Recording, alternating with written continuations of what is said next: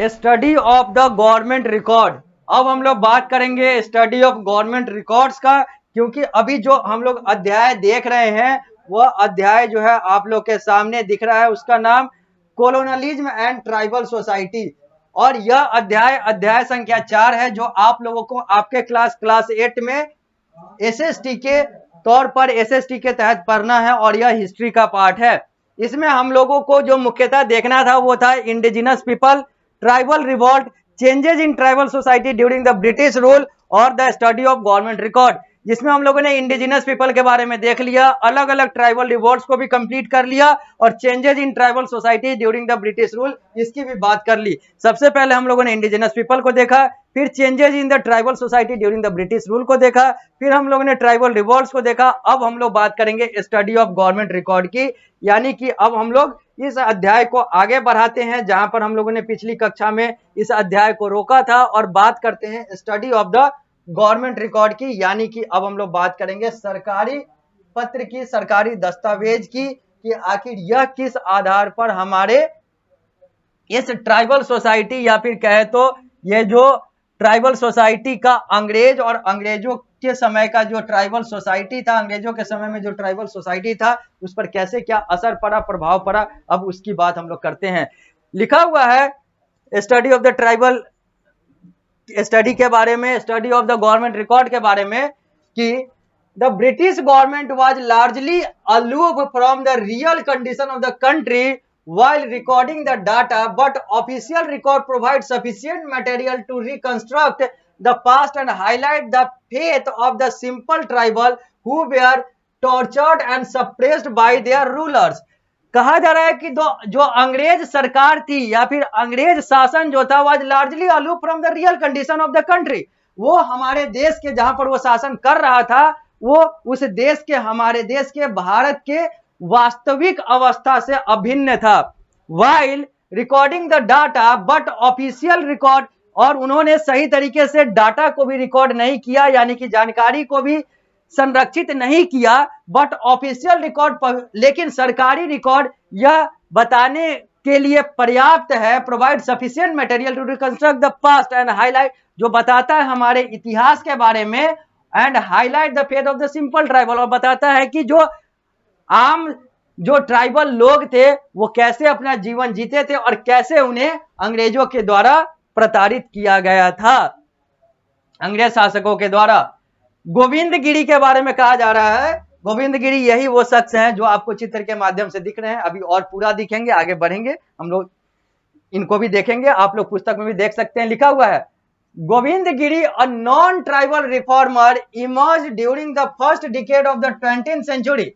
गोविंद गिरी जो एक खुद में आदिवासी नहीं थे, वो 20वीं शताब्दी में आते हैं, यानी कि ये इनका जो प्रभाव है वो 20वीं शताब्दी में देखने को मिलता है, 20वीं शताब्दी के प्रथम दशक में देखने को मिलता है, जो कि एक सामाजिक बदलाव करता, सामाजिक रिफॉर्मर, यानी कि सोशल रिफॉर्मर या समाज के सकारात्मक बदलावकर्ता के तौर पर कार्य करते हैं। He advised his disciple the Bhils of Banswara, Dungarpur and adjoining area of Gujarat to follow a moral code. ये अपने अनुयायियों को बताते हैं, कहते हैं कि इन्हें नैतिक कोड, यानी कि नैतिकता के आधार पर आगे चलना चाहिए, और इनके अनुयायी जो थे वो खास तौर पर आदिवासी थे, जो भील समुदाय था बांसवाड़ा डूंगरपुर का, और उससे जुड़ा हुआ जो बगल के क्षेत्र, जो कि अभी के भारत देश के गुजरात राज्य का जो क्षेत्र है, वहां के अपने अनुयायी, अपने शिष्य को ये कहते थे कि नैतिकता पर आगे बढ़ो। There was considerable decrease in the income of these estates from the excise duty on wine since the Bhil had stopped consuming alcoholic beverage on Giri's instruction। अब चूंकि इन्होंने कहा कि नैतिकता पर रखो, और इन्होंने भी कहा कि वही चीजें कि शराब पीना बुरी चीजें हैं, बुरी है कि नहीं है, ये पहले भी मैंने बात कर ली है मुंडा वाले में भी, कि ये शराब पीना बुरा नहीं है, शराब पीना अगर बुरा है तो उसके भी पीछे कोई कारण है जिसके कारण से वो चीजें आती है, लेकिन उन सब पे हम बात नहीं करेंगे, ये अलग टॉपिक हो जाता है। अभी हम लोग बात कर लेते हैं कि हाँ, शराब पीना भी इनके द्वारा कहा गया था कि एक अनैतिक चीजें हैं। तो जिसके कारण से यहाँ के लोगों ने, जो भील समुदाय के लोग हैं, जो इनके अनुयायी हैं, इन्होंने शराब पीना कम कर दिया या बंद कर दिया, जिसके कारण से जो पैसा है, जो आय है इस क्षेत्र से अंग्रेजों का, वो कम हो गया। He raised his voice against the special privilege of the feudal chief of the region. He raised his voice. इन्होंने यानी कि गोविंद गिरी और इनके अनुयायी, इनके कुछ अनुयायियों ने वहां के जो चीफ थे, जो अंग्रेजों के चीफ थे, जो यहाँ पर शोषण कर रहे थे, इन लोगों को लग रहा था कि ये दमनकारी नीति अपना रहा है, शोषण कर रहा है, उसके खिलाफ भी इन लोगों ने आवाजें उठाई, विद्रोह किया। The British harnessed him and his follower because of his protest and the reduction of official income. अंग्रेजों ने को लगा कि ये सारी चीजें गोविंद गिरी और गोविंद गिरी के शिष्यों के द्वारा हो रहा है, गोविंद गिरी के समर्थकों के द्वारा हो रहा है, तो अंग्रेजों ने इन लोगों को, गोविंद गिरी और इनके शिष्यों को, इनके अनुयायी, इनके फॉलोअर, इनके समर्थकों को प्रताड़ित किया, शोषित किया, क्योंकि उन्हें लगा था कि इन्हीं के कारण से हमारा पैसा भी कम हो रहा है और हमें समस्या भी हो रही है। आगे क्या लिखा हुआ है, आगे बढ़ते हैं।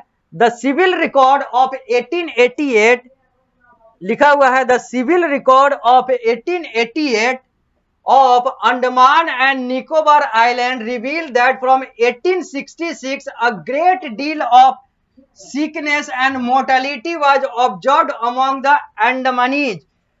The civil record of 1888 of Andaman and Nicobar Island, Andaman and Nicobar island जो अभी भारत देश का एक केंद्र शासित प्रदेश है, उसके अगर सिविल रिकॉर्ड की बात करें, जो 1888 का सिविल रिकॉर्ड है, उसकी बात करें तो वहां से पता चलता है कि फ्रॉम 1866 1866 से, वर्ष 1866 से a great deal of sickness and mortality was observed among the Andamanese.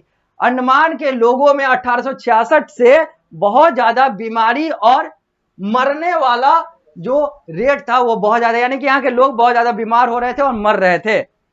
But the fact was that due to gradual clearance of the forest, the tribal living near the settlement area fell prey to malaria.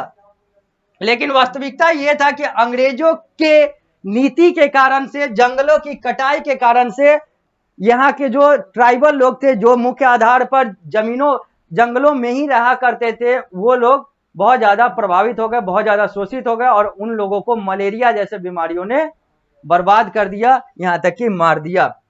With the passage of time, समय बीतता गया, their mortality rate increased considerably. इनका जो मरने वाला जो ताता है वो भी बढ़ता चला गया। In fact, the contact with civilization proved disastrous for them. यहाँ तक कि जो मलेरिया और अलग अलग बीमारियों से जो लोग ग्रसित थे, वो दूसरे लोगों से मिलते थे तो दूसरे लोगों के लिए भी वो खतरा हो जाता था। It gave way to between the tribal and the Britishers. और इसके कारण से ट्राइबल और ब्रिटिशर्स यानी कि जनजाति और अंग्रेजों के बीच में और ज्यादा गैप बन गया और ज्यादा खाई बन गई। यही वो चित्र है जो आप गोविंद गिरी को इस चित्र के माध्यम से देख सकते हैं। अध्याय हो गया समाप्त। अब हम लोग बात करते हैं वर्ड ट्रीजर की, यानी कि इन 6 शब्दों की बात करते हैं जो लेखक और प्रकाशक के द्वारा दिया गया है, ताकि उनके विद्यार्थी, उनके पाठक, उनके श्रोता इसको बेहतर तरीके से जान सके। हालांकि मैंने इन सारे चीजों को पहले अध्याय में देख रखा है, बता रखा है। रेनिनेंस का मतलब क्या होता है? The period of revival of art and culture, कला और सभ्यता के पुनर्जीवन का, पुनरुत्थान का जो समय होता है उसे हम लोग रेनियंस कहते हैं। ह्यूमनिज्म किसको कहते हैं? A European intellectual movement which held that though the universe is the creation of God, the development and industrialization are the achievement of man. Humanism एक ऐसा कंसेप्ट है जहां पर यूरोपियन मानते हैं, यानी कि एक यूरोपियन बौद्धिक आंदोलन के तहत यूरोपियन के द्वारा माना गया कि, हालांकि मानते हैं, अंग्रेजों ने कहा, यूरोपियन ने कहा कि मैं मानता हूं कि ये दुनिया जो है वो भगवान के द्वारा बनाया गया है, लेकिन यहाँ का विकास, यहाँ का उद्योग जो है वो इंसानों के द्वारा बनाया गया है, इंसानों की सफलता है। मैकेनाइजेशन क्या होता है? The process of changing from working largely by hand और an animal to doing that work from machinery, यानी कि इंसानों से और जानवरों से हटाकर जब हम लोग मशीन का संयंत्र का प्रयोग करते हैं कार्य करने के लिए तो उसको मैकेनाइजेशन कहते हैं। आर्चीव्स का मतलब क्या होता है? A collection of historic document और record providing information about a place, institution और ग्रुप ऑफ पीपल। आर्कीव का मतलब होता है एक वैसा हिस्टोरिक डॉक्यूमेंट यानी ऐतिहासिक दस्तावेज, ऐतिहासिक पत्र का समूह, कलेक्शन, जिसमें बहुत सारे रिकॉर्ड मिलते हैं किसी भी जगह के बारे में, किसी भी संस्थान के बारे में, किसी भी लोग के बारे में। रीडिस्कवर का मतलब होता है टू डिस्कवर अगेन, किसी भी चीज को बार बार डिस्कवर करना, खोज करना, रीडिस्कवर कहलाता है। ग्लोरियस का मतलब होता है फेमस और रिनाउंड, प्रसिद्ध या ख्यातिपूर्ण चीजों को हम लोग ग्लोरियस कहते हैं। अब तो ये भी समाप्त हो गया।